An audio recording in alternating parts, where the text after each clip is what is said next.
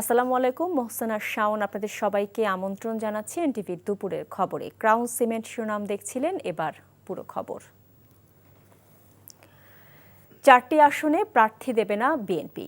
জমিয়তে উলামায়ে ইসলামকে আসনগুলো ছেড়ে দিয়েছেন বলে জানিয়েছেন দলটির মহাসচিব মির্জা ফখরুল ইসলাম আলমগীর। ইসলামী সংগঠনের আমির মাওলানা ওবায়দুল্লাহ ফারুক বলেন, অন্যান্য দলের থেকে বিএনপি বেশি আস্থাশীল। দলটি 3বার দেশ চালিয়েছে, তাদের কাছে দেশ নিরাপদ বলেও জানান মাওলানা ওবায়দুল্লাহ ফারুক। রিপোর্ট করছেন ফাহাদ মোহাম্মদ। আগামী জাতীয় সংসদ নির্বাচনে ছোট রাজনৈতিক দলগুলো নিজেদের অস্তিত্ব টিকিয়ে রাখার জন্য লড়াই শুরু করেছে। তারই ধারাবাহিকতায় মঙ্গলবার সকালে বিএনপির সঙ্গে সমঝোতা হয়েছে জমিয়তে উলামায়ে ইসলামের। রাজধানীর গুলশানে বিএনপি চেয়ারপারসনের কার্যালয়ে সমঝোতার বিষয়টি জানান দলটির মহাসচিব মির্জা ফখরুল ইসলাম আলমগীর। ওইসব আসনে বিএনপির কর্মীরা জমিয়তে উলামায়ে ইসলামের প্রার্থীদের সমর্থন দিবে। আমরা ইতিমধ্যেই কমিটেড যে আমরা যে 15th অ্যামেন্ডমেন্ট আমাদের যে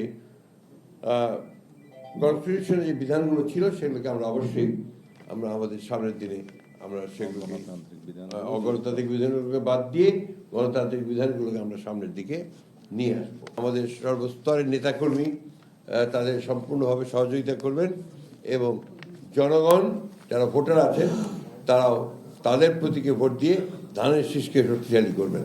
ইসলামী দল হয়ে বিএনপিতে যোগদানের কারণ সম্পর্কে জানান জমিয়তে উলামায়ে ইসলামের আমির মাওলানা ওবায়দুল্লাহ ফারুক। খেজুর গাছ প্রতীকে নির্বাচনে অংশ নেওয়ার কথাও জানান তিনি। আমাদের কাছে জাতীয়তাবাদী দলই অন্য দলের চাইতে বেশি আস্থাভাজন। সাবেক প্রধানমন্ত্রী খালেদা জিয়ার দল, ওনাদের সময়ে দেশের যে অর্থনীতি বা স্থিতিশীলতা ছিল, যার কারণে আমরা দীর্ঘদিনের আপনার দেখা হিসাবে এই দেশের আস্থাভাজন একটা দল, যার হাতে এই দেশ সুপর্দ করা যায়, আমরা জাতীয়তাবাদী দল মনে করি। যুগপৎ আন্দোলন ও শরিক দলগুলোর সঙ্গে আর কোন কোন আসনে বিএনপি সমঝোতা করবে তা দ্রুত জানানো হবে বলেও জানান মির্জা ফখরুল। আগামী 25 ডিসেম্বর দেশে ফেরার পর পূর্বাচলের 300 ফিটে সংবর্ধনা দেওয়া হবে বিএনপির ভারপ্রাপ্ত চেয়ারম্যান তারেক রহমানকে। পূর্বাচলের সমাবেশস্থল পরিদর্শনে এসে বিএনপির সিনিয়র যুগ্ম মহাসচিব জানান, তারেক রহমানের নিরাপত্তার জন্য সরকারের পাশাপাশি দলের পক্ষ থেকেও ব্যবস্থা নেওয়া হচ্ছে। Fahad Mohammad, NTV news, Dhaka. বাংলাদেশের নির্বাচন ব্যবস্থাকে ধ্বংস করা হয়েছে, যোগসাজশ করে পাতানো নির্বাচন করা হয়েছে। অতীতের এসব অপবাদ ঘুচিয়ে আইনের শাসনের মাধ্যমে সুন্দর নির্বাচন দেওয়ার প্রত্যাশা ব্যক্ত করেছেন প্রধান নির্বাচন কমিশনার এএমএম নাসির উদ্দিন। বলেন, জাতি একটা যুগসন্ধিক্ষণে দাঁড়িয়ে আছে। দায়িত্ব পালনে ব্যর্থ হলে ভবিষ্যৎ প্রজন্মকে জবাব দেওয়া যাবে না। এ সময় মাঠ পর্যায়ে কর্মকর্তারা সুষ্ঠু নির্বাচন করতে ইসিকে সঠিক দায়িত্ব পালনের আশ্বাস দেন। ফাহাদ মোহাম্মদের আরও একটি রিপোর্ট। আগামী 12ই ফেব্রুয়ারি ত্রয়োদশ জাতীয় সংসদ নির্বাচন ও গণভোট।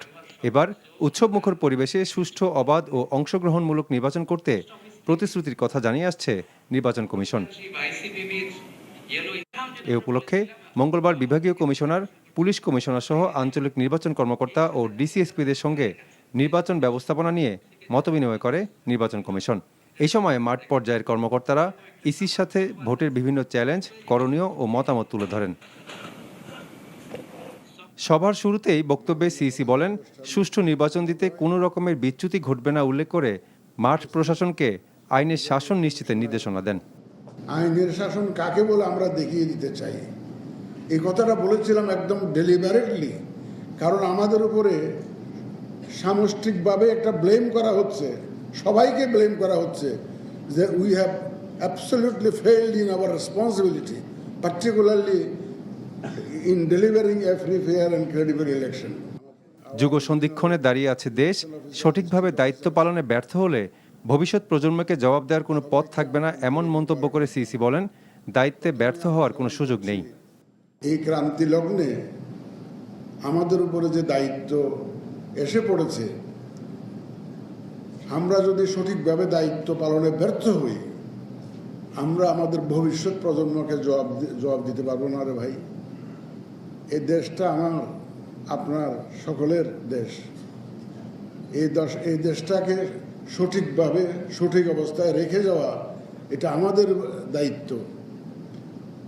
We cannot afford to fail in our responsibility. এখানে আমাদের আর কোনো সুযোগ নাই, ব্যর্থ হওয়ার কোনো সুযোগ নাই। এই সময় পুলিশের আইজি জানান, আইনের শাসন প্রতিষ্ঠার ব্যাপারে কোনো অবহেলা সহ্য করা হবে না।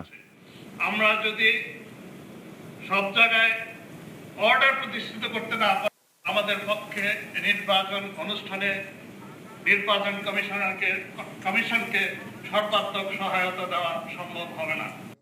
নির্বাচনের মাধ্যমে দেশকে ভালো পর্যায়ে রেখে যাওয়া সকলের দায়িত্ব বলে জানান CEC. Commissioner, police commissioner Fahad Mohammad, NTV news, Dhaka.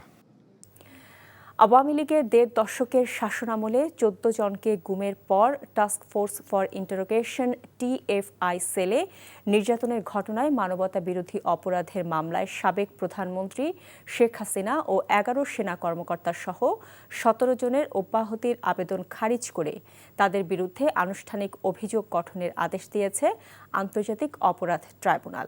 এর মাধ্যমে এই মামলার বিচার শুরু হলো। দুপুরে বিচারপতি মোহাম্মদ গোলাম মর্তুজা মজুমদারের নেতৃত্বাধীন ৩ সদস্যের ট্রাইব্যুনাল ১-এ এ আদেশ দেন। আগামী ২১ জানুয়ারি এই মামলার সূচনা বক্তব্যে উপস্থাপনের জন্য দিন ধার্য করা হয়েছে। মামলার ১৭ আসামির মধ্যে গ্রেপ্তার থাকা ১০ সেনা কর্মকর্তার উপস্থিতিতে ট্রাইব্যুনাল এই আদেশ দেন। গ্রেপ্তার থাকা সেনা কর্মকর্তারা হলেন ৪ জন ব্রিগেডিয়ার মোহাম্মদ জাহাঙ্গীর আলম, তোফায়েল মোস্তফা সারোয়ার, কামরুল হাসান ও মোহাম্মদ মাহবুব আলম, ৩ জন কর্নেল KM আজাদ, আবদুল্লাহ আল মোমেন ও আনোয়ার লতিফ খান। এছাড়া ৩ জন লেফটেন্যান্ট কর্নেল মশিউর রহমান জুয়েল, সাইফুল ইসলাম সুমন ও মোহাম্মদ সারোয়ার বিন কাশেম।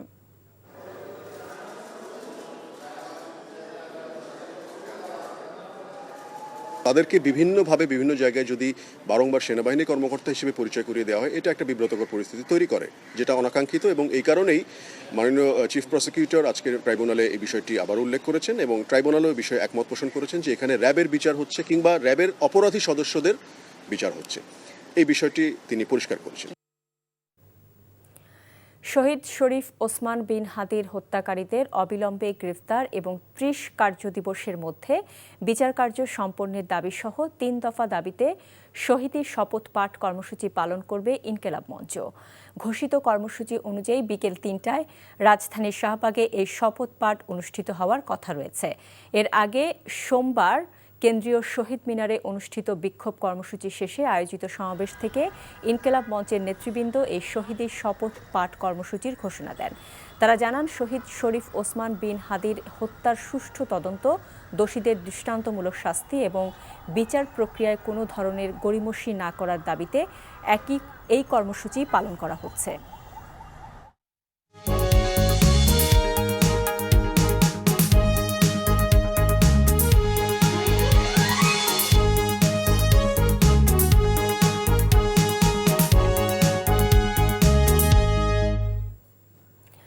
নাসির সিনটেক্স গ্রুপ নির্বাচন পথে পথে। অন্তহীন সমস্যায় জর্জরিত শিল্প অধ্যুষিত সংসদীয় আসন গাজীপুর ৩। ভোটারদের অভিযোগ, প্রার্থীরা প্রতিশ্রুতি দিলেও অনেক প্রতিনিধি সেগুলোর বাস্তবায়ন করেনি। মাদক, অপরাধ এবং পরিবেশ দূষণে জর্জরিত এই আসনে যোগ্য প্রার্থী বাছাই করতে চান ভোটাররা। আসনটিতে ভোটের লড়াইয়ে আলোচনায় বিএনপি ও জামায়াতে ইসলামী, এনসিপি ও ইসলামী আন্দোলন সহ স্বতন্ত্র প্রার্থীরাও বদলে দিতে পারে ভোটের হিসাব নিকাশ। গাজীপুর ৩ আসনের বিস্তারিত জানাচ্ছেন জুবায়ের প্রধান, ছবি তুলেছেন আনোয়ার হোসেন মিলন। অক্সিজেনের ভাণ্ডার খ্যাত সুবিশাল ভাওয়াল বন আর তুরাগ শীতলক্ষার বুকে গড়ে ওঠা জনপদ গাজীপুর। দেশের মোট পোশাক রপ্তানির অর্ধেকেরও বেশি তৈরি হয় শিল্প অধ্যুষিত এই জেলায়। গাজীপুরের 5টি আসনের মধ্যে গুরুত্ব বিবেচনায় আলোচনার শীর্ষে শিল্প কারখানা নগরী খ্যাত শ্রীপুর অঞ্চল। শীতলক্ষার তীর ঘেঁষে গড়ে ওঠা এই সংসদীয় আসনটিতে মোট 10টি জাতীয় নির্বাচনের 6টিতে জয়ী হয়েছে আওয়ামী লীগ, বিএনপি 2 বার এবং 1 বার করে এই আসনে পাশ হয় স্বতন্ত্র ও জাতীয় পার্টির প্রার্থীরা। 5 আগস্ট পরবর্তী বাস্তবতায় বদলেছে রাজনৈতিক প্রেক্ষাপট। জনপ্রিয়তায় এই আসনটিতে বিএনপির সাথে সমানভাবে এগিয়ে বাংলাদেশ জামায়াতে ইসলামী। 5 লাখেরও বেশি ভোটারের এই আসনে তরুণ এবং নতুন ভোটাররা হবেন নির্বাচনের মূল ফ্যাক্টর। শ্রমিক ডেডিকেটেড হাসপাতাল খুবই জরুরি, যারা ইস্তেহারে এই জিনিসটা রাখবে আমরা তাদেরকেই ভোট দেবো। তরুণের যে প্রথম ভোটটা আমরা চাচ্ছি যে একটু ভালো একটি ব্যক্তিকে যে আগামী শ্রীপুরে আমাদের তরুণদের যে চাওয়া পাওয়া এই চাওয়া পাওয়া যেন পূরণ করে। তারা মুখে যা বলছেন তা যদি অন্তত বাস্তবায়ন হয় তাহলে ওই যে আমাদের যেমন ভূমি অব্যবস্থাপনা, প্রাকৃতিক বিপর্যয়, পরিবেশ বিপর্যয়, আমাদের বনও যেমন লুপ্ত প্রায়, এ থেকে উত্তরণ ঘটবে। রাতের চা আড্ডাতেও জমে উঠেছে নির্বাচনী আলাপ। বুঝে শুনে যোগ্য প্রার্থীকে বেছে নেওয়ার কথা জানান ভোটাররা। শিক্ষা ব্যবস্থা, স্বাস্থ্যসেবা নিশ্চিত করবে এরকম শত যোগ্য প্রার্থী চাই। কেডা নির্বাচনে আইব, কেডা দেশ চালাবো, এটা আমার দরকার নেই। আমার দরকার হচ্ছে রাস্তাঘাট উন্নয়ন চাই। ছেলেপেলেরা খারাপ হয়ে দিতেছে গা, অনেক এই মাদকের ব্যবসা বাণিজ্য করতেছে। মাদকের এটা বড় আকারের ধারণা, এটা আমরা একটা সমাধান চাই। সন্ত্রাস, চাঁদাবাজ এবং মাদকের ভয়াল থাবা থেকে এই অঞ্চলকে মুক্ত করার অঙ্গীকার করেন বিএনপি ও জামায়াতের প্রার্থী। এই স্বাধীনতার পরে 54 বছর যা হয়েছে, আগামী 5 বছরে তার চেয়ে বেশি হওয়া সম্ভব যদি এই দেশটাকে আমরা দুর্নীতিমুক্ত করতে পারি। কিছু স্বার্থান্বেষী মহল চাঁদাবাজির কারণে এই এলাকাটাকে কলুষিত করে ফেলছে। আমরা এটা হতে দেব না। চাঁদাবাজ মুক্ত শ্রীপুর গর্ব ইনশাআল্লাহ। প্রধান লড়াই মাদক, সন্ত্রাস এবং দুর্নীতির বিরুদ্ধে। আমি মাদক মুক্ত করে ছাড়বো ইনশাআল্লাহ এই এলাকা। যা এই জন্য যত ঝুঁকি নিতে হয় আমি নিতে রাজি আছি। এবার তো আমরা আশাবাদী যে সুষ্ঠু নির্বাচন হবে এবং সুষ্ঠু নির্বাচন হলে ইনশাআল্লাহ বিএনপি জিতবে। শিল্প বর্জ্যের সঠিক ব্যবস্থাপনার মাধ্যমে দূষণমুক্ত শিল্পনগরী উপহার দেওয়ার কথা জানান প্রার্থীরা। স্বাধীনতার 54 বছরেও নির্বাচনে গাজীপুরের এই আসনটিতে দফায় দফায় প্রতিনিধির পরিবর্তন হলেও পরিবর্তন হয়নি এই অঞ্চলের মানুষের ভাগ্যের। নির্বাচনী প্রচারণায় প্রার্থীরা নানান প্রতিশ্রুতি দিলেও ভোটাররা বলছেন শুধু প্রতিশ্রুতি নয়, তাদের প্রত্যাশা বাস্তবায়নযোগ্য প্রার্থীকে বিজয়ী করার মাধ্যমে এই অঞ্চলের মানুষের অপ্রাপ্তির দুঃখ বুঝবে। জুবায়ের প্রধান, এনটিভি নিউজ, শ্রীপুর, গাজীপুর। চাঁদপুর 2 আসনে বিএনপির প্রার্থী ডক্টর মোহাম্মদ জালাল উদ্দিনের বিরুদ্ধে উদ্দেশ্য প্রণোদিত অপপ্রচার চালানো হচ্ছে এমন অভিযোগ করেছেন তিনি। সকালে মতলব দক্ষিণ উপজেলার নিজ বাড়িতে দলীয় নেতাকর্মীদের সঙ্গে নিয়ে সংবাদ সম্মেলনে ডক্টর মোহাম্মদ জালাল উদ্দিন আরও বলেন, একটি স্বার্থান্বেষী মহল সামাজিক যোগাযোগ মাধ্যম সহ বিভিন্ন গণমাধ্যমে মিথ্যা ও ভিত্তিহীন অপপ্রচার চালাচ্ছে। বলা হচ্ছে মামলা রয়েছে, ব্যাংক হিসাব জব্দ করা হয়েছে এবং বিদেশে যাওয়ার উপর নিষেধাজ্ঞা দেওয়া হয়েছে। বাস্তবে এসবের কোনোটিই সত্য নয়। এসব মিথ্যা তথ্য ছড়িয়ে জনগণকে বিভ্রান্ত করার অপচেষ্টা চালানো হচ্ছে বলেও তিনি জানান। ময়মনসিংহের ভালুকায় ধর্ম অবমাননার অভিযোগে দীপু নামে এক যুবককে পিটিয়ে ও পুড়িয়ে হত্যার ঘটনায় ন্যায় বিচার দাবি করেছেন মানবাধিকার কর্মী শহীদুল আলম সহ 16 জনের একটি প্রতিনিধি দল। সকালে নিহত দীপুর পরিবারের সাথে সাক্ষাৎ করতে গ্রামের বাড়ি তারাকান্দায় যান মানবাধিকার কর্মী শহীদুল আলম। লেখক ও নৃবিজ্ঞানী রেহনুমা আহমেদ সহ 16 সদস্যের প্রতিনিধি দলটি দীপুর শোক সন্তপ্ত পরিবারের প্রতি সহমর্মিতা প্রকাশ করে বিচার নিশ্চিতে তাদের সাথে থাকার প্রতিশ্রুতি দেন। তারা পরে শহীদুল আলম সাংবাদিকদের বলেন, যে কোনো মবের ঘটনা জাতির জন্য কল্যাণকর নয়।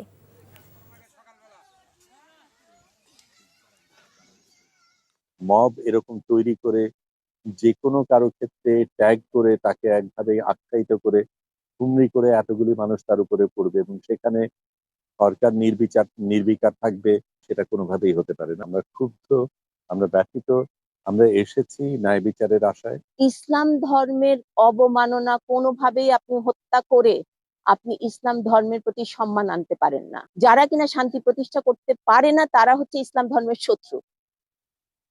দেশের বাজার ইতিহাস সৃষ্টি করল স্বর্ণের দাম।